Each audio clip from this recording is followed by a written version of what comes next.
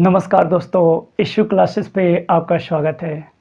आशा और उम्मीद करते हैं दोस्तों आप सब बहुत अच्छे से होंगे और अपनी तैयारी बहुत अच्छे से कर रहे होंगे। आज दोस्तों हम इस वीडियो में आप सबको ग्रुप डी 2018 का पेपर सेट सॉल्व करते हैं। तो देखिए दोस्तों, इस पे देखिए दोस्तों दो पार्ट आपको डालेंगे, पार्ट 1 और पार्ट 2। और अगर दोस्तों आप ईमानदारी से पार्ट 1 और पार्ट 2 देखेंगे तो देखिए दोस्तों हम गारंटी देते हैं कि आप ग्रुप डी में कम से कम 5 से 6 नंबर प्राप्त कर सकते हैं। तो 5 से 6 नंबर 2 वीडियो से आपको मिल सकता है। तो देखिए दोस्तों पहले सवाल पे आते हैं। पहला सवाल क्या कह रहा है? पहला क्वेश्चन है, एक दूध का कंटेनर 3/5 भाग भरा है। जब इसमें से 20 लीटर दूध निकाला जाता है तो यह 7/12 भाग भरा होता है। कंटेनर की क्षमता क्या है? तो देखिए दोस्तों मान लेते हैं, माना कंटेनर की क्षमता, माना कंटेनर की क्षमता जो है 1 लीटर की है। 1 लीटर का कंटेनर है तो कंटेनर का 3/5 भाग, तो देखिए दोस्तों इसी यक्स का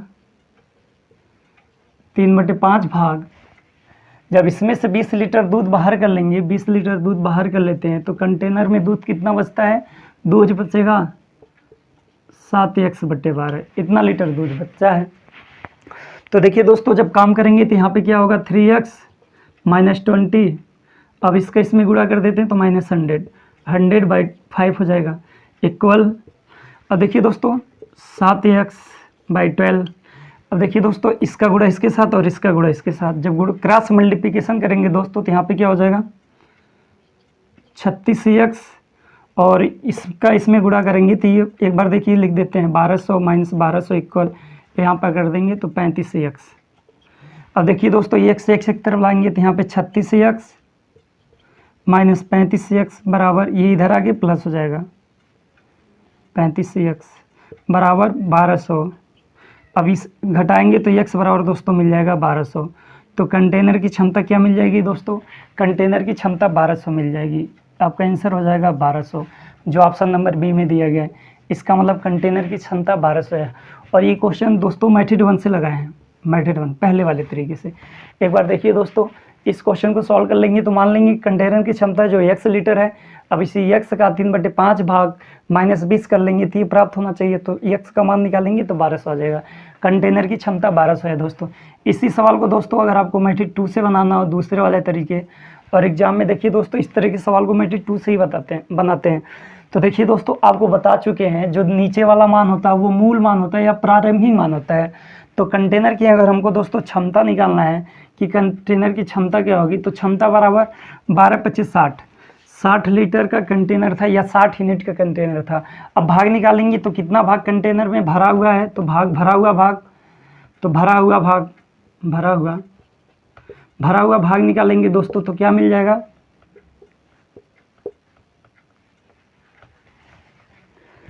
इसके बाद देखिए दोस्तों जब हम भरा हुआ भाग निकालेंगे, भरा हुआ भाग निकालेंगे तो 21 आ जाएगा दोस्तों।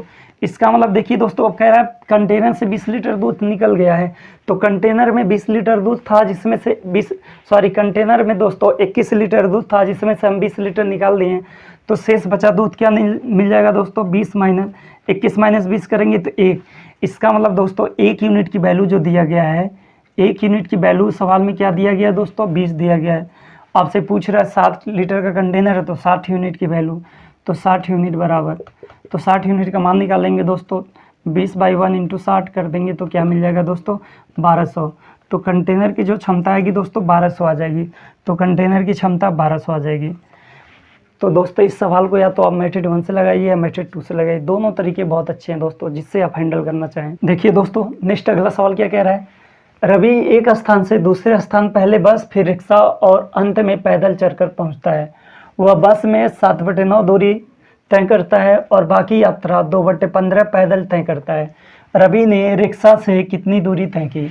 तो मान लेंगे दोस्तों, माना मेथड 1 से अगर इस सवाल को बनाएंगे, माना कुल दूरी बराबर x किलोमीटर। कुल दूरी क्या मान ली है दोस्तों? x किलोमीटर मान ली है। अब कह रहा है रवि एक स्थान से दूसरे स्थान पहले बस से तय करता है, अब इसी कुल दूरी का कितना 7/9 भाग, तो वो किससे तय करता है दोस्तों, बस से। इसका मतलब 7x/9 प्लस पैदल कितनी दूरी तय करता है 2x + 15 और प्लस यक्स, क्योंकि कुल दूरी थी, यक्स बराबर कितना आना चाहिए दोस्तों, नहीं प्लस रिक्शा, रिक्शा से तय करता है तो रिक्शा से तय करता है, और इक्वल आना चाहिए कुल दूरी मतलब x किलोमीटर। अब देखिए दोस्तों, जब रवि गया है बस से इतनी दूरी तय किया है और पैदल इतनी दूरी तय किया है, और बाकी जो भी दूरी बचा उसको रिक्शा से तय किया है, और वो कंप्लीट दूरी तब तय कर लेता है। तो कंप्लीट दूरी मान ली x किलोमीटर, तो x है, x दूरी है वो तय कर लेगा। अब देखिए दोस्तों, जब सॉल्व करेंगे तीन दोनों कैल्शियम लेंगे तो क्या बन जाएगा 45, 3 से काट देंगे और 45 बन जाएगा, 45 बनेगा दोस्तों। इसका भाग देंगे तो दोस्तों 5 बार में 35x और प्लस इसका देंगे तो 3 6x और प्लस रिक्शा बराबर x। अब देखिए दोस्तों, सॉल्व करेंगे तो क्या मिलेगा 41x/45 और प्लस रिक्शा बराबर x। अब देखिए दोस्तों, ये वाली वैल्यू प्लस है, इधर आएगा तो माइनस हो जाएगा, तो रिक्शा बराबर क्या मिल जाएगा दोस्तों। इसके बाद सॉल्व करते हैं, तो रिक्शा बराबर x माइनस 41x/45, एलसीएम लेंगे तो 45x में से, इसके बाद सॉल्व करेंगे तो 45x माइनस 41x/45 सॉल्व करेंगे तो आपको मिल जाएगा दोस्तों 4/45। इसका मतलब कुल दूरी का कितना हुआ रिक्शा से तय किया है, तो कुल दूरी का वह रिक्शा से तय करेगा दोस्तों, रिक्शा से 4/45। तो 4/45 जो दूरी थी दोस्तों वो रिक्शा से तय किया है, तो 4/45 दूरी वह व्यक्ति रिक्शा से रवि रिक्शा से तय किया। एक बार देखिए दोस्तों, इस सवाल को कैसे बनाएंगे।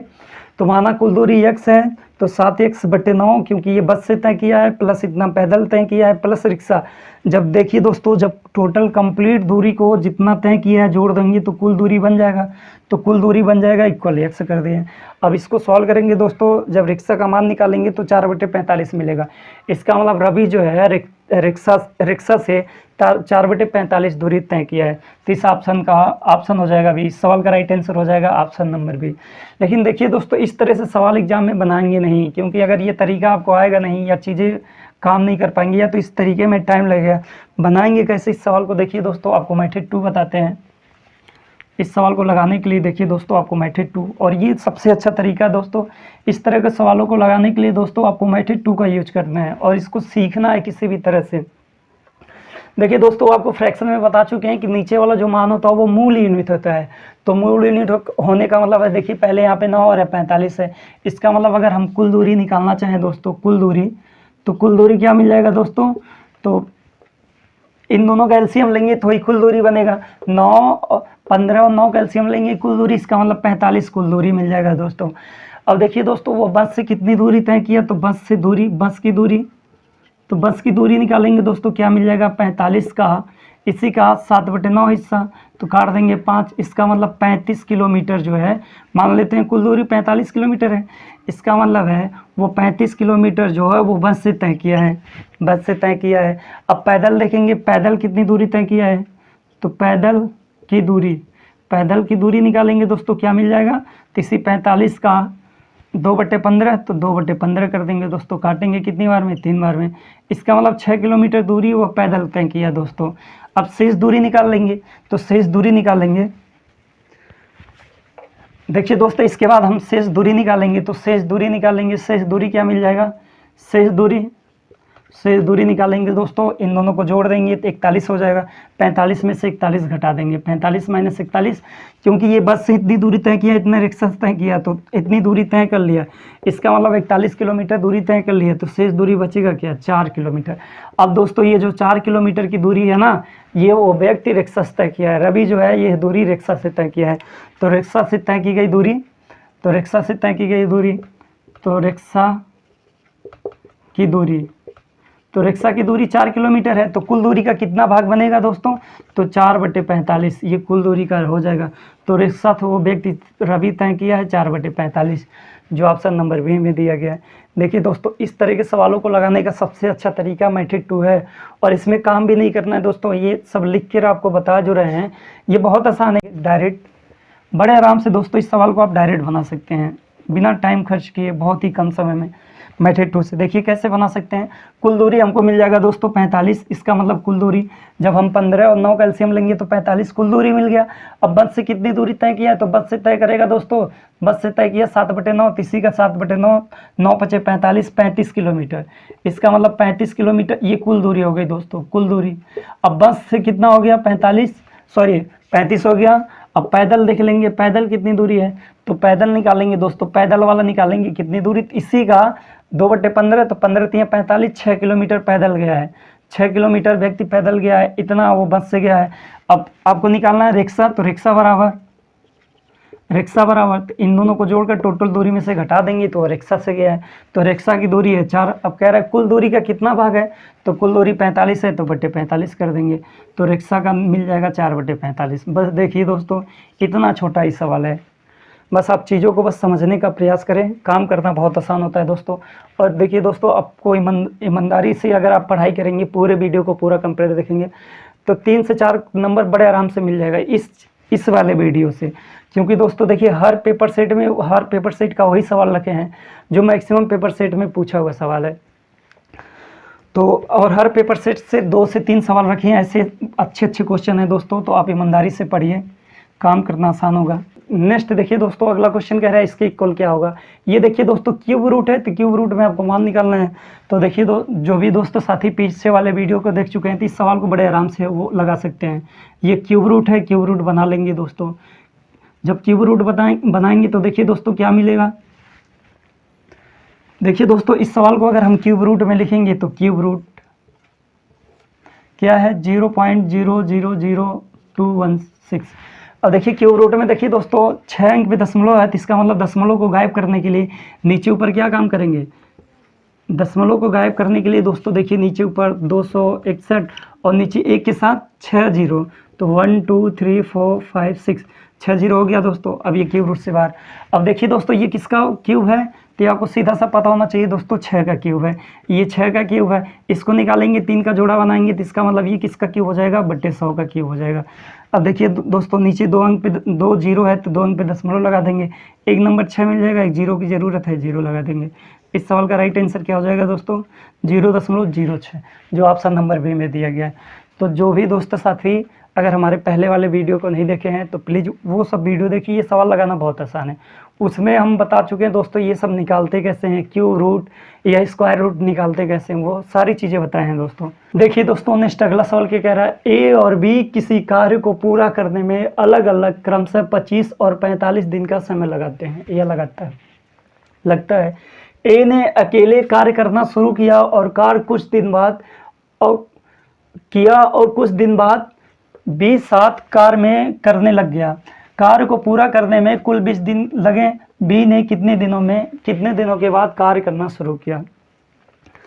एक बार देखिए दोस्तों, नेक्स्ट अगला सवाल क्या है, ए और बी किसी कार्य को पूरा करने में अलग अलग क्रमशः 25 और 45 दिन का समय लगता है। ए ने अकेले कार्य करना शुरू किया और कुछ दिन बाद बी साथ कार्य करने लगा। कार्य को पूरा करने में कुल 20 दिन लगे। बी ने कितने दिनों के बाद कार्य करना शुरू किया था। देखिए दोस्तों, इस तरह के सवालों को लगाने के लिए बहुत अच्छा तरीका बता रहे हैं। ए अकेले कार्य को कितने दिन में कर सकता है, तो ए अकेले कार्य को 25 दिन में कर सकता है। बी कितने दिन में कर सकता है, तो बी 45 दिन में कर सकता है। इसमें आपको डाउट या दिक्कत नहीं होना चाहिए दोस्तों। तो 25 और 45 का देखिए दोस्तों एलसीएम कैसे लेंगे, तो 25/45 काटेंगे 5 से, तो 5 और 9 एलसीएम लेंगे तो क्या बन जाएगा दोस्तों, एलसीएम लेंगे 225 बन जाएगा दोस्तों। एलसीएम लेने पे 225 आता है दोस्तों। इसका इसमें एलसीएम में भाग देंगे दोस्तों, कितनी बार में लगेगा, 9 बार में। इसका देंगे तो 5 बार में लगेगा। इसका मतलब है देखिए दोस्तों, ए किसी कार्य को 25 दिन में कर सकता है और बी उसी कार्य को 45 दिन में कर सकता है। एलसीएम लेंगे तो 225 आएगा। अब कह रहा है कि ए जो है कार्य करना शुरू किया है और कुछ दिनों के बाद बी कार्य के अंदर शामिल हो जाता है। तो इस तरह से जब कार्य होता है तो काल कुल 20 दिन में समाप्त होता है, तो कार्य कुल 20 दिन में समाप्त होता है। तो बता दीजिए ए कितने दिन के बाद कार्य में लग गया था, कितने दिन बाद बी भी ए के साथ कार्य करने लगा था। तो यही सवाल पूछ रहा है दोस्तों। तो देखिए दोस्तों, इस तरह के सवालों को लगाने के लिए आपको एक सबसे अच्छा तरीका बताते हैं। ये मेथड बहुत अच्छा है दोस्तों। मान लीजिए दोस्तों, ये एलसीएम जो होता है ना दोस्तों, ये जो एलसीएम आता है, एलसीएम जो आता है यही पूरा काम होता है, ये पूरा काम। तो पूरा काम क्या है दोस्तों, हमारे पास 225 ये पूरा काम है दोस्तों, 225 पूरा काम है। अब देखिए ये जो आता है इसका इस भाग लगाने पे जितनी बार में ये जो भागफल आता है, ये शो करता है कि ए एक दिन में 9 काम करता है और बी एक दिन में 5 काम करता है, ये शो करता है। तो अगर दोस्तों हम आपसे पूछें कि मान लीजिए यहाँ ए ने कार्य करना शुरू किया, इसका मतलब जब ये कार्य करना शुरू किया तो ये लास्ट तक काम पे आया है, ये कहीं निकला नहीं है, ये शुरू से लेकर लास्ट तक काम किया है। लेकिन सवाल में क्या कह रहा है, बी जो है कुछ दिनों के बाद काम में शामिल हुआ है। तो मान लीजिए इस वाले पॉइंट पे बी आके यहाँ बी जो है बी यहाँ से काम में शामिल हो गया। तो देखिए दोस्तों, इस वाले पॉइंट से ना ए और बी दोनों काम में शामिल होकर काम किए हैं और पूरा काम कंप्लीट हो गया। जब ये और बी दोनों लोग मिलकर इस काम को पूरे कंप्लीट करेंगे तो 20 दिन का समय लगता है। इसका मतलब दोनों लोग जब मिलकर काम किए तो 20 दिन में काम कंप्लीट खत्म हो गया। तो देखिए दोस्तों, हम आपसे बस ये पूछना चाहते हैं कि शुरू से लेकर लास्ट तक कौन बंदा है जो काम किया है। तो आप सीधा कह देंगे ये व्यक्ति जो है वो शुरू से लेकर लास्ट तक काम किया है। इसके बाद देखिए ए का एक दिन का काम निकाल लीजिए, ए का एक दिन का काम, एक दिन का काम। तो ए का दोस्तों एक दिन का काम निकालेंगे तो क्या मिलेगा दोस्तों, 9 काम। ए एक दिन में 9 काम करता है, इसका मतलब ये जो है शुरू से लेकर लास्ट तक काम किया है। तो काम समाप्त हुआ 20 दिन में, तो ए का 20 दिन का काम निकाल लेंगे दोस्तों, ए का 20 दिन का काम। तो देखिए दोस्तों, जब ए का 20 दिन का काम निकालेंगे, एक दिन में 9 काम कर रहा है तो 20 दिन में 180 काम करेगा। तो इसका मतलब है ए जो है 20 दिन में 180 काम किया है। ए अकेले जो है 20 दिन में 180 काम किया है दोस्तों। इसके बाद दोस्तों निकाल लेंगे शेष काम। तो शेष काम निकालेंगे, शेष बचा काम, शेष बचा काम। तो देखिए दोस्तों, जब शेष बचा काम निकालेंगे, टोटल काम 225 था जिसमें से 180 काम ए किया है। तो इसका मतलब घटा देंगे तो 5 मिलेगा दोस्तों, 45 काम जो है दोस्तों ये शेष बचा हुआ है। अब आपसे पूछे दोस्तों ये जो 45 काम हो वो किया कौन होगा, तो आप सीधा कह देंगे दोस्तों ये जो 45 काम है वो बी किया होगा। तो बी को शेष काम में लगा समय, तो बी को शेष काम में लगा समय, तो बी को शेष काम में लगा समय निकालेंगे दोस्तों। तो देखिए हमको पता है बी एक दिन में 5 काम कर रहा है, तो 45 काम करने में कितना दिन लेगा, 9 दिन लेगा। इसका मतलब बी जो है दोस्तों उस काम को 9 दिन में कंप्लीट किया है। बी जो है काम को जो 45 काम बचा था वो 9 दिन में किया है। कहने का मतलब ये है दोस्तों, बी जो है काम को 9 दिन तक किया है। बताइए ए और बी मिलकर काम को 20 दिन में कंप्लीट किए हैं, लेकिन कुछ दिन के बाद बी आया है। तो कितने दिन बाद बी आया है, तो बताइए हमको पता चल गया कि बी 9 दिन काम किया है और ए टोटल 20 दिन काम किया है। तो बी कितने दिन बाद काम में लगा, तो कितने दिन बाद काम में लगा दोस्तों, तो बी 20 माइनस 9 दिन काम किया है, 9 दिन घटा देंगे तो कितना दिन आ जाएगा, 11 दिन। इसका मतलब है 11 दिन के बाद बी काम के अंदर शामिल हुआ। इस सवाल का राइट आंसर क्या बन जाएगा दोस्तों, 11 दिन, जो ऑप्शन नंबर बी में दिया गया है। इस सवाल का राइट आंसर होता है दोस्तों ऑप्शन नंबर बी। देखिए दोस्तों, इस तरह के सवाल लगाएंगे कैसे, ए किसी काम को 25 दिन में कर रहा है और बी 45 दिन में, एलसीएम लेंगे इतना बन जाएगा, इसका भाग देंगे, इसका भाग देंगे। अब आज दोस्तों एक छोटा सा चीज़ ध्यान में रखिए, काम को कौन शुरू से लेकर लास्ट तक किया है, तो ए शुरू से लेकर लास्ट तक काम किया है। हमको पता है दोस्तों एक दिन में 9 काम करता है तो 20 दिन में 180 काम किया होगा, तो शेष बचा काम निकाल लेंगे 45।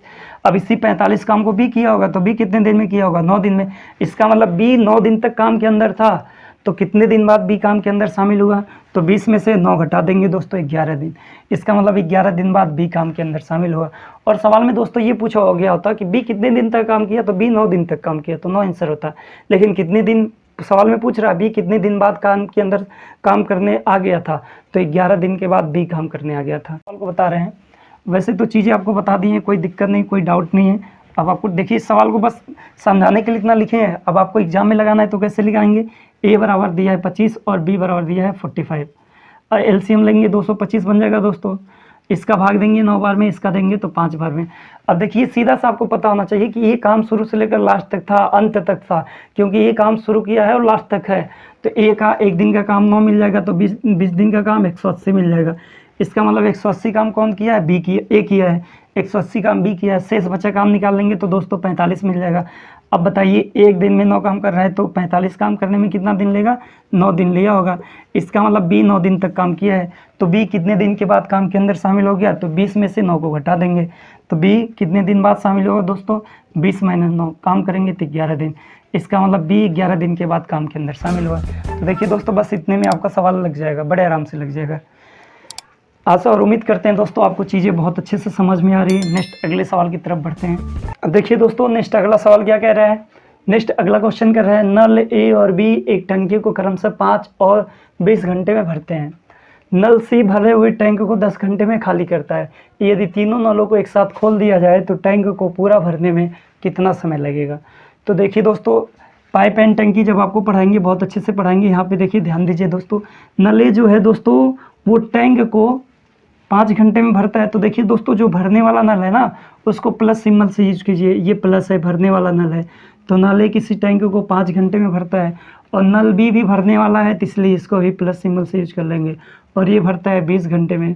और नल सी जो है देखिए दोस्तों ये खाली करने वाला है, तो नल सी खाली करने वाला है कितने घंटे में? 10 घंटे में। तो नल सी को माइनस कर दिए। जो भरने वाला है दोस्तों उसको प्लस सिंबल के साथ, जो खाली करने वाला है माइनस सिंबल के साथ। अब इनका एलसीएम लेंगे दोस्तों तो क्या मिल जाएगा दोस्तों? 60 बन जाएगा। अब देखिए दोस्तों एलसीएम कैसे निकालेंगे? तो 5 और 20 का एलसीएम 20 बनेगा, और सबका एलसीएम लेंगे तो 20 बन जाएगा दोस्तों, 20 आ जाएगा। देखिए दोस्तों इन दोनों का एलसीएम 20 और इन तीन सबका एलसीएम 20, तो 20 आ गया। इसका भाग देंगे दोस्तों कितनी बार में? 4 बार में। इसका देंगे दोस्तों 1 बार में, इसका देंगे दोस्तों 2 बार में। अब देखिए दोस्तों ये भरने वाला नल है तो प्लस, ये भी, ये माइनस है। इसका मतलब जब तीनों नल एक साथ काम करेंगे तो 1 घंटे में कितना काम होगा? तो ए प्लस बी माइनस सी का 1 घंटे का काम, 1 घंटे का काम। तो 1 घंटे का काम निकालेंगे। देखिए दोस्तों ये 1 घंटे में 4 लीटर पानी टैंक के अंदर डालेगा, 1 लीटर डालेगा, और ये जो है 1 घंटे में 2 लीटर बाहर कर देगा। तो टैंक में पानी भरेगा कितना? तो 4 1 5 में से 2 घटा देंगे, 3 लीटर। इसका मतलब टैंक में पानी जाएगा दोस्तों 3 लीटर। और देखिए टैंक की क्षमता क्या है? 20 लीटर का टैंक है। अब 1 1 घंटे में 3 लीटर पानी जाएगा, इसका मतलब पूरा टैंक भरेगा, पूरा टैंक भरेगा। तो पूरा टैंक भरेगा कितनी देर में दोस्तों? 20/3 घंटे में। तो 20/3 घंटे में पूरा टैंक भर जाएगा दोस्तों। आशा और उम्मीद करते हैं दोस्तों आपको चीज़ें समझ में आ रही है। देखिए दोस्तों जो भरने वाला नल है उसको प्लस के साथ, जो खाली करने वाला नल है माइनस के साथ। अब लेके एलसीएम लेके काम करेंगे तो क्या मिल जाएगा दोस्तों? 20/3। 20/3 इस सवाल का राइट आंसर हो जाएगा ऑप्शन नंबर डी दोस्तों। इस सवाल का राइट आंसर आता है दोस्तों ऑप्शन नंबर डी। नेक्स्ट अगले सवाल की तरफ बढ़ते हैं दोस्तों। अगला सवाल देखिए दोस्तों, नेक्स्ट अगला सवाल क्या कह रहा है? 132 मीटर और 108 मीटर लंबी 2 ट्रेन क्रमशः 32 किलोमीटर प्रति घंटा और 40 किलोमीटर प्रति घंटे की गति से विपरीत दिशा में चल रही हैं। मिलने के बाद एक दूसरे को पार करने में उन्हें कितना समय लगेगा? तो देखिए दोस्तों इस सवाल को लगाने से पहले आपको कुछ चीज़ बता रहे हैं। देखिए दोस्तों जब ट्रेन एक ही दिशा में चलती है, इसका मतलब जब दिशा समान हो, जब दिशा समान हो, जब दिशा समान हो तब क्या काम होगा? और जब दिशा विपरीत हो, जब दिशा विपरीत हो तब क्या काम होगा? तो देखिए दोस्तों यहाँ पे कुछ इंपॉर्टेंट चीज़ें बता रहे हैं, उसको ध्यान में रखिए दोस्तों। देखिए दोस्तों जब दिशा समान होगा ना तो आपको कुछ भी नहीं काम करना। देखिए दोस्तों हमको चाल समय में, ये चाल समय दूरी का क्वेश्चन है दोस्तों, तो जब चाल समय दूरी आपको पढ़ाएंगे तो बहुत आराम से बहुत अच्छी अच्छी चीज़ें बताएंगे दोस्तों। फिलहाल यहाँ पे इस क्वेश्चन को सॉल्व करते हैं दोस्तों। तो देखिए दोस्तों जब मान लीजिए यहाँ पे कोई एक ट्रेन है और एक ट्रेन यहाँ पे है दोस्तों, एक ट्रेन यहाँ पे है, ये वाली भी ट्रेन इधर आ रही है और ये वाली भी ट्रेन इधर आ रही है। इसका मतलब अब दिशा दोनों ट्रेन की समान है दोस्तों। तो जब दोस्तों किसी भी ट्रेन की अगर दिशा समान होती है तो अब क्या काम करते हैं दोस्तों? देखिए जो दूरी होता है ना दोस्तों वो ट्रेन की लंबाई ही दूरी होता है, जो ट्रेन की लंबाई होती है दोस्तों वही दूरी होता है। इसका मतलब मान लीजिए ये ट्रेन L1 है और ये ट्रेन L2 है, तो दूरी हमेशा देखिए किसी भी सिचुएशन में दोस्तों दूरी कभी घटता नहीं है, दूरी हमेशा हर सिचुएशन में जोड़ेंगे। इसका मतलब L1 + L2, दूरी में दोस्तों, दूरी वाला काम दिमाग में एकदम बैठा लीजिए, दूरी कहीं पे घटेगा नहीं, दूरी हर सिचुएशन में जुड़ेंगे। लेकिन दोस्तों मान लीजिए इस ट्रेन की चाल जो थी वो B1 था और इस ट्रेन की चाल B2 थी। तो देखिए दोस्तों, जब एक ही दिशा में जाएगी ना दोस्तों, ये वाली ट्रेन और ये वाली ट्रेन अगर दोनों चल रही है ना, तो ये वाली ट्रेन कुछ आगे निकल के आएगी और ये वाली ट्रेन इसका पीछा करेगी। अगर इस ट्रेन की चाल तेज होगी तो इस ट्रेन को कहीं ना कहीं जाके पकड़ लेगी। तो देखिए दोस्तों, इसका मतलब ये ट्रेन इसको पकड़ेगी, लेकिन ये कुछ आगे निकल जाएगी, जब आगे निकल आएगी तब पकड़ेगी। तो यहाँ से दोस्तों जब हम भी रिलेटिव लगाएंगे, चालों का संबंध निकालेंगे, तो क्या मिल जाएगा, B1 सर्वांतर B2। इसका मतलब ये है दोस्तों, इसका मतलब ये है, देखिए ये ट्रेन तभी इस ट्रेन को पकड़ पाएगी जब इस ट्रेन की चाल अधिक होगी। तो B1 माइनस B2, ये आपका ये तरीका है कि मतलब दोनों की चालों का क्या कर लेंगे दोस्तों, अंतर ले लेंगे, तब ये वाली ट्रेन इस वाली ट्रेन को पकड़ लेगी। अब देखिए दोस्तों, जब दिशा विपरीत होता है तब क्या काम करेंगे। मान लीजिए एक ट्रेन यहाँ पे है दोस्तों और एक ट्रेन यहाँ पे है दोस्तों। अब देखिए दोस्तों, ये दोनों ट्रेनों की, ये ट्रेन इधर से इधर आ रही है और ये ट्रेन इधर से इधर जा रही है। तो देखिए दोस्तों, अब दोनों ट्रेन इस ट्रेन की अपेक्षा जल्दी मिल जाएंगे, क्योंकि ये भी ट्रेन इधर ही आ रही है, ये भी ट्रेन इधर ही आ रही है, तो दोनों ट्रेन जल्दी मिल जाएंगे। इसमें क्या था, ये ट्रेन इधर जा रही थी और वो ट्रेन भी इधर जा रही थी, दिशा समान था, इसलिए लेट मिल रहे थे, तो चालों का अंतर ले लेंगे बिरिलिटी लगाते समय। लेकिन दोस्तों जब यहाँ पे देखिए, यहाँ की अगर आपको दूरी निकालना पड़े ना दोस्तों, ये मान लीजिए ये L1 है और ये इसकी लंबाई L2 है। दूरी देखिए किसी भी हाल में दोस्तों घटेगा नहीं, दूरी तो हर सिचुएशन में आपको जोड़ना ही है, तो ये दूरी मिलेगा। इसका मतलब अगर हम बिरिलिटी निकालेंगे दोस्तों, क्या मिल जाएगा, बिरिलिटी निकालेंगे, इसकी चाल मान लें B1 और इसका B2, तो बिरिलिटी निकालेंगे दोस्तों, तो B1 प्लस B2 हो जाएगा दोस्तों। ये वाला पॉइंट दोस्तों आप ध्यान में रखिएगा कि कब बिरिलिटी निकालते समय चाल को माइनस करेंगे, कब प्लस करेंगे। अगर दिशा समान है तो चालों का अंतर लेंगे, अगर दिशा विपरीत है तो चालों को जोड़ देंगे दोस्तों। देखिए दोस्तों, यहीं पे एक चीज़ और बताते हैं दोस्तों। देखिए दोस्तों, एक नंबर आता है 5/18। 5/18 का गुणा कहाँ होगा, इस वाले पॉइंट को ध्यान रखिएगा दोस्तों। देखिए दोस्तों, ये जो 5/18 होता है ना, वो ओनली वन चाल में गुणा होगा, किसमें, चाल में गुणा होगा। और चाल में किसमें, चाल में गुणा होगा। मान लीजिए किसी व्यक्ति का चाल दिया है, ये जो गुणा होगा ना दोस्तों, ये 5/18, 5/18 या 18/5 का जो भी गुणा होगा, ये ओनली वन चाल में होगा।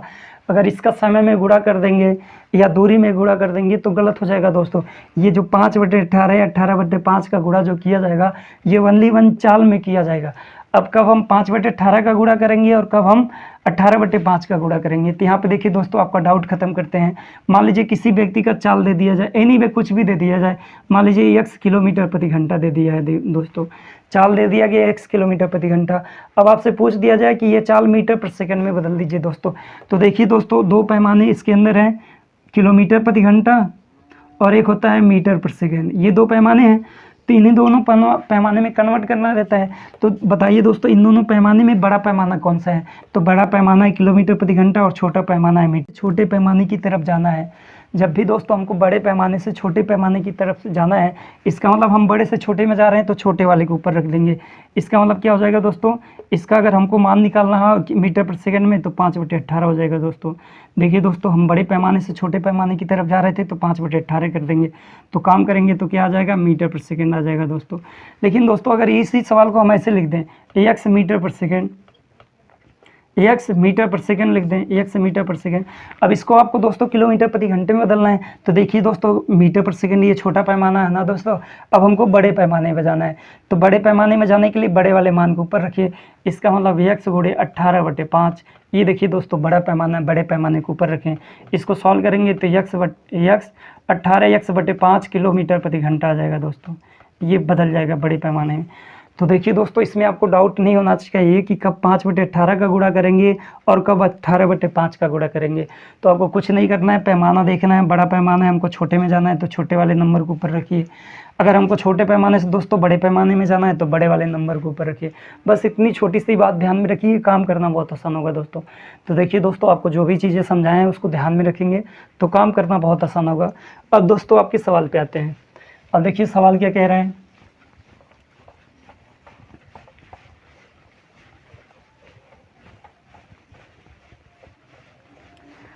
सवाल देखिए, सवाल दोस्तों कह रहा है एक ट्रेन की लंबाई, तो मान लीजिए पहली वाली ट्रेन L1 मान लीजिए, इसकी लंबाई क्या दिया गया है 132 मीटर, और L2 की लंबाई क्या दिया गया है दोस्तों 108 मीटर दिया गया है। अब ट्रेन B1 का मान क्या दिया है, चाल दिया गया 32 किलोमीटर प्रति घंटा, और B2 का मान क्या दे दिया गया दोस्तों, B2 का मान दिया गया है 40 किलोमीटर प्रति घंटा। अब बस आपको कुछ नहीं देखना दोस्तों, ये देखना है कि क्या ट्रेन एक ही दिशा में कि विपरीत। तो यहाँ पे सीधा लिखा है दोस्तों विपरीत दिशा में। तो दूरी तो कहें दोस्तों, दूरी तो हर सिचुएशन में जोड़ेंगे, इन दोनों को जोड़ देंगे तो क्या मिल जाएगा दोस्तों, 240 मीटर मिल गया दोस्तों। अब देखिए दोस्तों, चाल को जोड़ेंगे क्योंकि विपरीत है, तो बी रिलेटिव निकालेंगे तो क्या मिल जाएगा, इन दोनों को जोड़ देंगे तो 72 किलोमीटर प्रति घंटा। अब देखिए दोस्तों, पैमाना किसमें है, ये वाला जो पैमाना है दोस्तों, देखिए दोस्तों ये वाला जो पैमाना है ना, ये किलोमीटर प्रति घंटे में है, और सवाल जो दिया गया सेकंड में दिया गया, ऑप्शन जो रखा गया सेकंड में रखा गया। इसका मतलब हमको बड़े पैमाने में आंसर नहीं देना, छोटे पैमाने में आंसर देना दोस्तों। तो देखिए दोस्तों, हम बड़े से छोटे में जा रहे हैं ना दोस्तों, तो हम छोटे वाले को ऊपर रख देंगे, बड़े वाले को नीचे रख देंगे, काट देंगे। 18 चौक 72, इसका मतलब क्या आ जाएगा, 20 मीटर पर सेकेंड आ जाएगा दोस्तों। 20 मीटर पर सेकेंड आ गया, तो 20 मीटर पर सेकेंड आ गया। अब पूछ रहा है तो टाइम बराबर क्या होता है दोस्तों, दूरी बटे चाल। तो दूरी क्या दिया गया है 240 बटे समय, चाल रख देंगे 20 सेकेंड, काट देंगे 0 0, इससे काटेंगे तो क्या मिल जाएगा दोस्तों, 12 सेकेंड। इसका मतलब वो ट्रेन एक दूसरे को 12 सेकेंड में क्रॉस कर जाएंगे। इस सवाल का राइट आंसर आ जाएगा दोस्तों 12 सेकेंड, जो ऑप्शन नंबर डी में दिया गया। इस सवाल का राइट आंसर होगा ऑप्शन नंबर डी। तो आशा और उम्मीद करते हैं दोस्तों आपको चीज़ें आ रही है। दोस्तों देखिए, अगर आप चीज़ों को अच्छे से सीखेंगे तो काम करना बहुत आसान होगा। नेक्स्ट अगले क्वेश्चन की तरफ बढ़ते हैं दोस्तों। देखिए दोस्तों, नेक्स्ट अगला सवाल क्या कह रहा है, एक शहर की जनसंख्या 8000 है, यदि पुरुषों की संख्या में 8% और महिलाओं की संख्या में 12% की वृद्धि होती है तो जनसंख्या 8680 हो जाएगी। शहर में महिलाओं की संख्या ज्ञात करें। तो देखिए दोस्तों, जब महिला और पुरुष दोनों में वृद्धि हुई है तब संख्या इतना हुआ है। इसका मतलब महिला और पुरुष में वृद्धि निकालेंगे, मैन प्लस वोमेन में वृद्धि प्रतिशत। तो जब वृद्धि प्रतिशत निकालेंगे तो क्या मिलेगा दोस्तों, पहले जनसंख्या 8000 थी, अब 8600 हो गई। तो इसका मतलब वृद्धि कितने का हुआ दोस्तों, 680 का वृद्धि हुआ है। इसका मतलब महिला और पुरुष मिलकर 680 लोगों को बढ़ा दिए हैं, जनसंख्या बढ़ा दी है। कितने, अब प्रतिशत निकालना है दोस्तों, तो 8000 पे 8000 रख देंगे दोस्तों, काटें प्रतिशत में लाएंगे तो 100 कर देंगे। देखिए दोस्तों, 2 0 ही कैंसिल हो जाएगा, 1 0 से ही कैंसिल हो जाएगा। अब देखिए दोस्तों, ये 8 से नहीं कटेगा तो 4 से काट लेंगे, 4 से काटेंगे तो यहाँ पे देखिए 4 और 7, यहाँ पे आ जाएगा दोस्तों 2, इतना आ जाएगा। इसका मतलब है 17/2% की वृद्धि हो गई। ऑल टू ऑल मतलब महिला और पुरुष टोटल मिला के कितने की जनसंख्या में वृद्धि की है, 17/2% की वृद्धि कर दी है। अब देखिए दोस्तों, यहाँ पे मैन है, मैन लिख दीजिए, वुमेन है, वुमेन लिख दीजिए। मैन में 8% है और वुमेन में आपको है दोस्तों 12%, और ओवर ऑल टू ऑल कितना है तो 70% की वृद्धि है, 17/2% की वृद्धि है। तो देखिए दोस्तों, अगर बट्टे में है 2 तो सबके साथ 2 का गुणा कर देंगे तो आपका बट्टे वाला नंबर खत्म हो जाएगा। तो देखिए दोस्तों, जब गुणा करेंगे तो यहाँ पे 16 बन जाएगा दोस्तों, यहाँ पे करेंगे तो 24 बन जाएगा दोस्तों, और ये 2 से 2 कट जाएगा दोस्तों। अब देखिए दोस्तों, इस नंबर में से यहाँ पे घटा कर, इस नंबर में से यहाँ पे घटा कर, तो देखिए दोस्तों जब घटाएंगे तो क्या मिलेगा, 7 मिलेगा दोस्तों, और यहाँ पे घटाएंगे दोस्तों 1 मिल जाएगा। जो बड़ा नंबर है उसमें से छोटे नंबर को घटा लेते हैं। इसका मतलब है दोस्तों, मैन और वुमेन का अनुपात क्या मिल गया दोस्तों, मैन और वुमेन का अनुपात मिल जाएगा 7:1। अब पूछा क्या है कि वुमेन बता दीजिए कितनी संख्या है, तो दोनों को जोड़ेंगे 8 यूनिट का मान दिया गया दोस्तों 8000, तो 1 यूनिट का मान निकाल लेंगे तो 1000 आ जाएगा। तो वुमेन बराबर कितना मिल जाएगा दोस्तों, 1000। इसका मतलब उस शहर में महिलाएं कितनी हैं दोस्तों, 1000 महिलाएं हैं। इस सवाल का राइट आंसर हो जाएगा दोस्तों 1000, ऑप्शन नंबर सी। लेकिन लगाएंगे कैसे, देखिए दोस्तों, टोटल मिला के दोनों को दिया 8000, तो दोनों को जोड़ेंगे तो 8 यूनिट की वैल्यू क्या दिया है दोस्तों, 8 यूनिट बराबर 8000। तो महिला 1 यूनिट है तो 1 यूनिट का मान निकाल लेंगे तो महिला मिल जाएगा दोस्तों। तो 1 यूनिट बराबर इससे काट देंगे तो 1000 आ जाएगा दोस्तों। तो शहर में महिलाओं की संख्या 1000 है दोस्तों। अगर दोस्तों पुरुषों की संख्या पूछा गया होता तो 7000 हो जाती, पूछा है महिलाओं की संख्या 1000, ऑप्शन नंबर सी। एक बार देखिए दोस्तों, इस सवाल को लगाएंगे कैसे, पहले ये चेक करेंगे ऑल टू ऑल कितने की वृद्धि हुई है, ओवर टोटल मैन ओवर मिला के, तो देखेंगे तो 17.5% की वृद्धि हुई है। अब घटा लेंगे तो ये बन जाएगा दोस्तों, काम करेंगे तो 1 यूनिट का मान निकालेंगे तो 1000। इसका मतलब उस शहर में महिलाओं की संख्या 1000 है, 1000 आंसर हो जाएगा दोस्तों। नेक्स्ट अगले सवाल की तरफ बढ़ते हैं दोस्तों। आशा और उम्मीद करते हैं दोस्तों आपको चीज़ें बहुत अच्छे से समझ में आ रही है। देखिए दोस्तों, नेक्स्ट अगला सवाल क्या कह रहा है, 1 सही 2/3, 1 सही 2/3 का व्युत्क्रमानुपाती क्या है। तो व्युत्क्रमानुपाती क्या होता है दोस्तों, पहले इसके बारे में आपको बताएं तो ये होता है दोस्तों, मान लीजिए हम नंबर लिखते हैं 3/5, याद लिखते हैं दोस्तों 7/9। 7/9 लिख दिए हैं। अब इसका व्युत्क्रमानुपाती पूछा जाता है दोस्तों, तो नीचे वाला नंबर ऊपर, ऊपर वाला नंबर नीचे, तो व्युत्क्रमानुपाती क्या हो जाता है 9/7। ये सवाल का राइट आंसर हो जाता है दोस्तों। अगर ये सही बट्टे में ला सकते हैं तो सही बट्टे में ला देते हैं, तो 1 सही 2/7 ये हो जाता है इसका व्युत्क्रमानुपाती। तो दोस्तों देखिए, अब ये सवाल है, इसका व्युत्क्रमानुपाती चाहिए, तो 3 × 9 3 2 5, तो 5/3। अब व्युत्क्रमानुपाती मतलब अब उल्टा कर देंगे, 3/5। अब ये देखिए सही बट्टे में आएगा नहीं दोस्तों, तो इस सवाल का राइट आंसर हो जाएगा ऑप्शन नंबर डी, 3/5। बहुत छोटा सवाल था दोस्तों, लेकिन व्युत्क्रमानुपाती के चीज़ें से बता दी आपको। नेक्स्ट अगले सवाल पे बढ़ते हैं दोस्तों। देखिए दोस्तों, नेक्स्ट अगला सवाल क्या कह रहा है, 88 सही 1/2 मीटर कपड़े की लागत 1254 रुपये है। 8 सही 2/4 मीटर कपड़े की लागत क्या होगी। तो देखिए दोस्तों, एकदम आसान सवाल है। यहाँ पे गुणा कर लेंगे तो क्या बन जाएगा दोस्तों, देखिए जब काम करेंगे तो 17 और 5 आ जाएगा दोस्तों। इसका मतलब इतने/2, इतने मीटर की लागत कितना दिया गया दोस्तों, 1254। अब पूछ क्या रहा, 8 चौक 32 और 3 ऐड कर देंगे तो 35, तो 35/4 मीटर यूनिट का मान पूछ रहा है, इतने मीटर। तो काम करेंगे तो 1254/57, और ये 2 ऊपर चला जाएगा, 2 यहाँ पे कर देंगे, गुणे 35/4 कर देंगे दोस्तों। अब देखिए कटने वाला नंबर है, तो दोस्तों काट लेंगे, इससे काटेंगे तो ये 2 बन जाएगा दोस्तों, इससे ये काट देंगे दोस्तों, तो 4, 2 से काटेंगे 6 बनेगा दोस्तों, 2 बनेगा और 7 बनेगा, इतना बन जाएगा। 19 से काट देंगे 3 बार में दोस्तों, तो क्या हो जाएगा, अब 3 से देखिए 3 से इसको काट देंगे तो 11 बार में कट जाएगा दोस्तों। इसका मतलब इस 57 से कट जाएगा, 11 बार में दोस्तों काटेंगे तो 11 मिल जाएगा। तो 11 गुणे 35 जब काम करेंगे दोस्तों, तो 5 और 33 और 5 जोड़ देंगे तो 38। इसका आंसर क्या आ जाएगा दोस्तों, 385 रुपये। तो इतने मीटर कपड़े का दाम क्या होगा दोस्तों, 385 रुपये, जो ऑप्शन नंबर बी में लिखा गया है दोस्तों। इतने मीटर बराबर इतना दिया है दोस्तों, तो इतने मीटर बराबर। तो देखिए दोस्तों, आपको काट पीट करना आना चाहिए। जब काट पीट करेंगे तो क्या मिल जाएगा, 11 गुणे 35 काटेंगे तो गुणा कराएंगे तो क्या मिलेगा, 385 रुपये। इसका मतलब है इतने मीटर कपड़े का दाम आता है 385 रुपये। ये हमारा आंसर होता है दोस्तों। क्योंकि देखिए दोस्तों, इस इतने मीटर का दाम ये दिया है, तो इतने मीटर का दाम पूछ रहा है, तो इतने मीटर का दाम निकालेंगे तो 385 रुपये आ जाएगा। देखिए दोस्तों, नेक्स्ट अगला सवाल क्या कह रहा है, 3 वर्षों के लिए 5% ब्याज की दर से 8,000 रुपये पर CI और SI के बीच अंतर ज्ञात करें। तो देखिए दोस्तों, इस तरह के सवालों को लगाने के लिए आपको मेथड 1 बताते हैं, और ये बहुत अच्छा तरीका है दोस्तों। देखिए दोस्तों, साधारण ब्याज और चक्रवृद्धि ब्याज जब आपको चैप्टर पढ़ाएंगे तो बहुत अच्छा लगेगा दोस्तों, और बहुत यूनिक तरीके से पढ़ाएंगे दोस्तों। देखिए साधारण ब्याज में दोस्तों जो भी ब्याज मिलता है ना, वो हर साल सेम रहेगा, लेकिन चक्रवृद्धि ब्याज में हर साल के बाद ब्याज कुछ ना कुछ ज़्यादा होता जाएगा।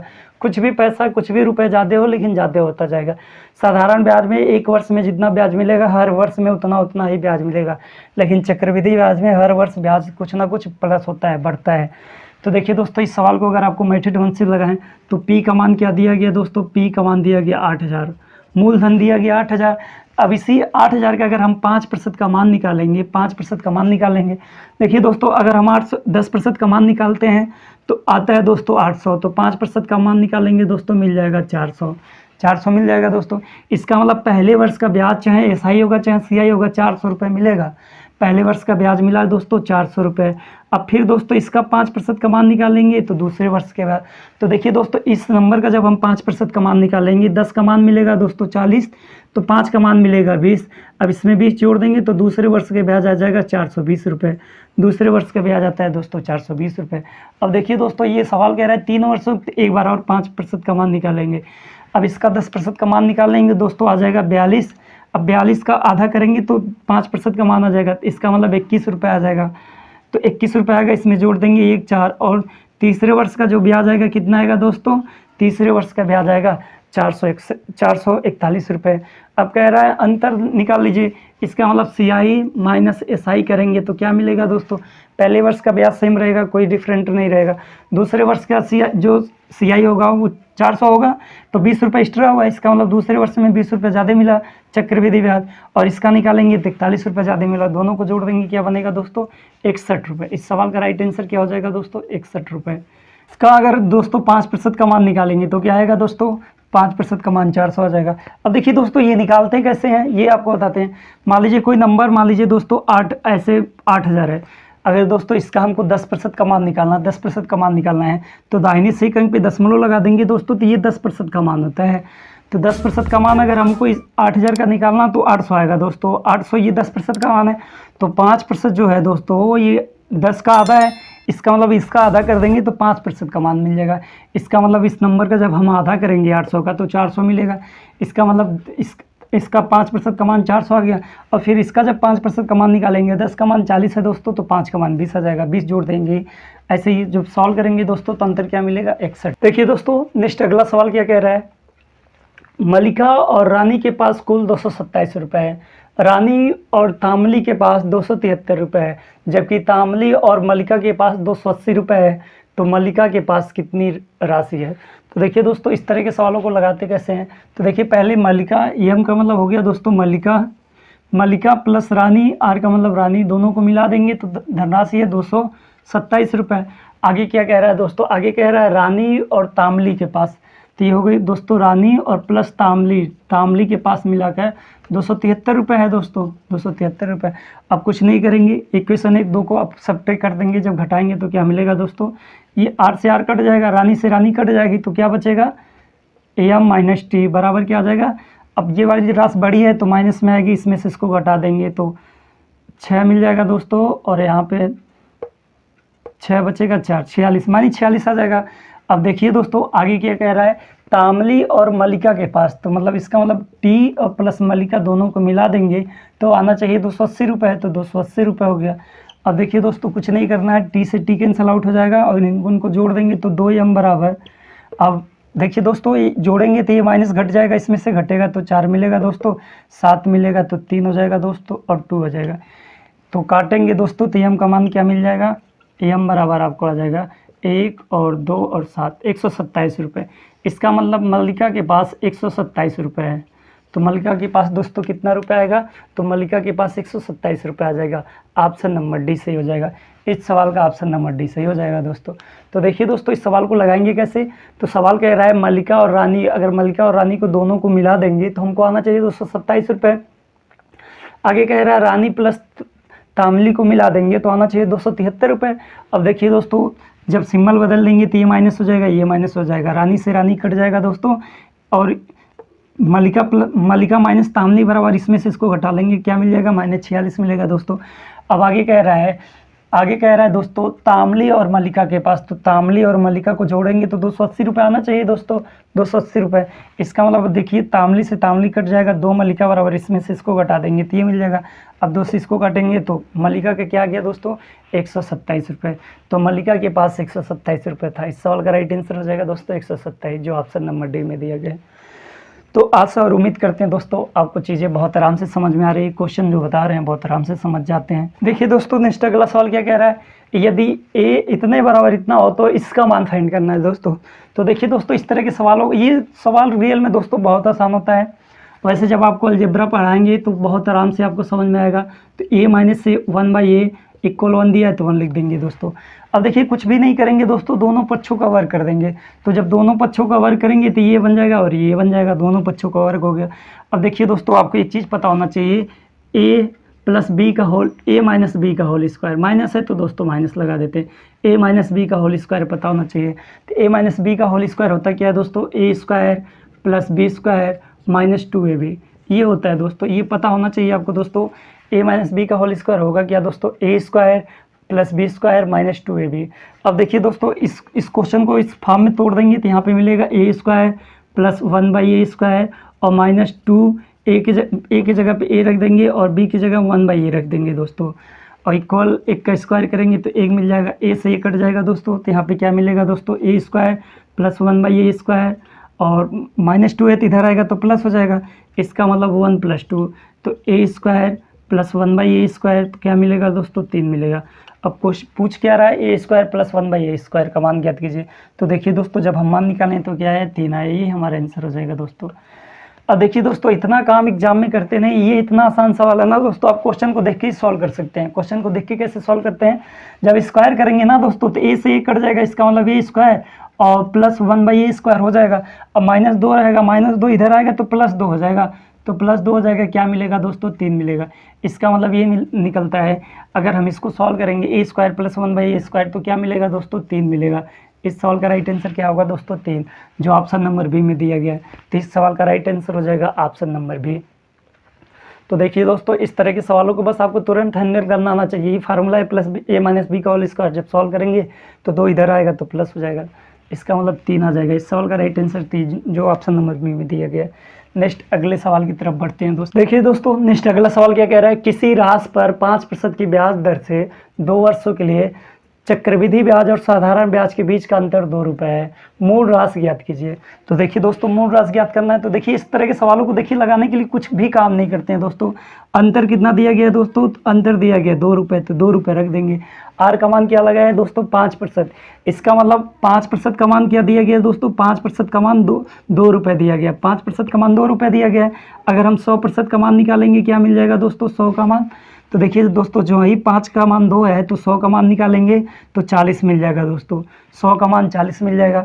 अब देखिए दोस्तों, फिर 5 का मान क्या मिल गया आपको 40 मिल गया, तो अगली बार जब 100 का मान निकालेंगे तो क्या मिलेगा दोस्तों 800 मिलेगा, तो अगली बार निकालेंगे तो 800 मिल जाएगा। इसका मतलब जो पी का मान रहा होगा वो कितना रहा होगा दोस्तों 800 रहा होगा। इस सवाल का राइट आंसर हो जाएगा दोस्तों 800, पी का मान 800। लेकिन दोस्तों बहुत लोगों को ये चीज़ समझ में नहीं आई हुई कि हम कैसे कर दिए हैं। एक बार देखिए दोस्तों, इस सवाल को अगर आपको मैथड 2 से बताएं, दूसरे वाले तरीके से बताते हैं फिर इस वाले तरीके पाएंगे दोस्तों। तो देखिए मेथड 2 क्या कहता है, मेथड 2 ये है कि देखिए दोस्तों, साधारण ब्याज जो होता है, जो साधारण ब्याज होता है ये हर साल सेम होता है, बदलेगा नहीं। साधारण ब्याज हर साल सेम होता है। तो इसका मतलब पहले साल अगर 5% लगा होगा तो दूसरे साल भी 5% लगा होगा। इसका मतलब 2 वर्ष में साधारण ब्याज मिलेगा कितना 10% मिलेगा। लेकिन चक्रवृद्धि ब्याज निकालेंगे ना दोस्तों तो बदल जाएगा। चक्रवृद्धि ब्याज क्या मिलेगा, तो परिवर्तन वाला फार्मूला आप जानते होंगे प्रतिशत में, तो एक मान भी 5 रख लेंगे, +5 और +5 × 5/100 ये काम करेंगे दोस्तों, तो क्या मिलेगा यहाँ पे 10 मिलेगा, और यहाँ पे प्लस के साथ 2 पे दशमलव लगा देंगे 2.5, तो क्या मिल जाएगा दोस्तों 10.25% मिल जाएगा। अब देखिए इन दोनों का अंतर क्या दिया गया दोस्तों, अंतर दिया गया आपका 2 रुपये। इसका मतलब है दोस्तों 0.25 का कितना दिया गया है 2 रुपये दिया गया है। 100% का मान निकालेंगे तो पी का मान निकल जाएगा। तो 100% बराबर क्या हो जाएगा दोस्तों, 100% का मान निकालेंगे तो देखिए दोस्तों 2/0.25 × 100 बन जाएगा। अब देखिए दोस्तों 2 अंक पे दशमलव है, 2 अंक पे दशमलव तो ऊपर एक 100 बना लेंगे, दशमलव गायब हो जाएगा। तो ये वाला दशमलव गायब करते हैं, इससे काटेंगे 4 बार में, 4 दूना 8, 8 के बाद 2 जीरो लगा देंगे तो 800 आ जाएगा दोस्तों। तो पी का मान क्या आएगा दोस्तों 800 आएगा। इस सवाल को देखिए दोस्तों, आपको मेथड 3 बताते हैं, तीसरे वाले तरीके से इस सवाल को कैसे लगाएंगे। अब ऑप्शन ले लेंगे दोस्तों, ऑप्शन 800 दिया गया है ना दोस्तों, डी वाले ऑप्शन में 800 दिया गया, तो 10 का मान 80 आता है, तो 5 का मान 40 आ जाएगा, तो 40 रुपये आ जाएगा। 5 का मान 40%, ये पहले वर्ष का साधारण ब्याज और चक्रवृद्धि ब्याज दोनों सेम है। पहले वर्ष साधारण ब्याज भी 40 रुपये मिलेगा, चक्रवृद्धि ब्याज भी 40 रुपये मिलेगा। अब अगले वर्ष देखेंगे तो फिर इसका 5% का मान निकालेंगे दोस्तों, इसका 10% का मान अब निकालेंगे तो दोस्तों 4 मिलेगा, और 5 का मान निकालेंगे 2 मिलेगा। इसका मतलब चक्रवृद्धि ब्याज 42 रुपये आएगा। तो अंतर निकालेंगे तो अंतर देखिए 2 वर्ष का था, तो यही तो अंतर है 2 रुपये का। तो अंतर बराबर, या तो आप ऐसे कर सकते हैं, अगर देखिए दोस्तों अगर हम SI लिखते हैं तो SI क्या मिलेगा, 40 वर्ष, 1 वर्ष में ब्याज मिला तो 2 वर्ष में 80 रुपये मिलेगा। और CI निकालेंगे तो क्या मिलेगा, पहले में 40 दूसरे में 42 तो 82 रुपये मिलेगा। अब इनका अंतर निकालेंगे 2 रुपये का आ जाएगा, वही चीज़ है। और देखिए दोस्तों जो मेथड 1 बताएं वो आपको बताते हैं, ये बहुत इंपॉर्टेंट तरीका है दोस्तों मेथड 1। और पूरा चक्रवृद्धि ब्याज कुछ क्वेश्चनों को छोड़कर दोस्तों ये वाला तरीका हर सवाल पे लगाया जा सकता है। सवाल कितना आसान हो कितना हार्ड हो, सब सवालों पे लगाया जा सकता है, और ये बहुत अच्छा तरीका है दोस्तों। देखिए दोस्तों हमको पता है कि 2% का मान, मेथड 1 से देखिए दोस्तों, मेथड 1 से जो आपको बता रहे हैं, हमको पता है कि 5% बराबर 2 दिया गया है, तो 5% बराबर 2 दिया गया है, तो 100% का मान निकाल लेंगे। 100 का मान निकालेंगे तो देखिए इससे काट देंगे 20 बार में 40 आ जाएगा। इसका मतलब 100% का मान 40 मिल गया दोस्तों। अब 2 बार काम था, इसका मतलब फिर 5% का मान निकालेंगे दोस्तों। अब ये 5% का मान दिया गया है दोस्तों, 5% का मान 40 है। अब अगली बार 100% का मान निकालेंगे तो पी का मान आ जाएगा, क्योंकि एक बार ये 2 वर्ष दिया गया था, एक बार काम ये हो गया, एक बार काम ये हो गया, तो 2 वर्ष हो गया दोस्तों। अभी जब 5% का मान फिर दोस्तों दे दिया गया है 40, तो 100 का मान निकालेंगे तो पी का मान निकल जाएगा दोस्तों। तो 100 का मान निकालेंगे तो 800 आ जाएगा दोस्तों। इसका मतलब पी का मान 800 आ गया। अब आशा और उम्मीद करते हैं दोस्तों ये 3 तरीका बताए हैं, तीनों तरीके बहुत ही अच्छे हैं दोस्तों। जो भी आपको समझ में आता है उस तरीके से इस सवाल को लगाइए, बहुत अच्छा तरीका है। और आशा और उम्मीद करते हैं दोस्तों आपको आ रहा है। और दोस्तों देखिए, अगर आपको नहीं आ रहा है तो थोड़ा धैर्य रखिए, इस चैप्टर पे भी आएंगे साधारण ब्याज और चक्रवृद्धि ब्याज पे। लेकिन देखिए दोस्तों, जब हम आपको साधारण ब्याज और चक्रवृद्धि ब्याज पढ़ाएंगे तो गारंटी देते हैं दोस्तों, इतना यूनिक तरीके से पढ़ाएंगे ना कि आप बहुत अच्छा लगेगा आपको पढ़ने में भी, और काम भी गुणा भाग तो बहुत ही कम होगा, गुणे भाग से पूरी तरह से बच जाएंगे। बस आप कंसेप्ट सीखते रहिए और सवालों पे अप्लाई करते रहिए, और हर सवाल लगेगा दोस्तों, हर सवाल, कोई भी सवाल होगा। तो नेक्स्ट अगले क्वेश्चन की तरफ बढ़ते हैं दोस्तों। तो देखिए दोस्तों, आज के लिए बस इतना ही, नेक्स्ट आपको अगले वीडियो में बताते हैं। अगर दोस्तों आपको हमारी वीडियो अच्छा लगता है तो आप प्लीज़ हमारे चैनल को सब्सक्राइब करें, लाइक करें और बेल आइकन को प्रेस करें, जिससे दोस्तों आपको नए वीडियो का नोटिफिकेशन प्राप्त हो सके। Thank you.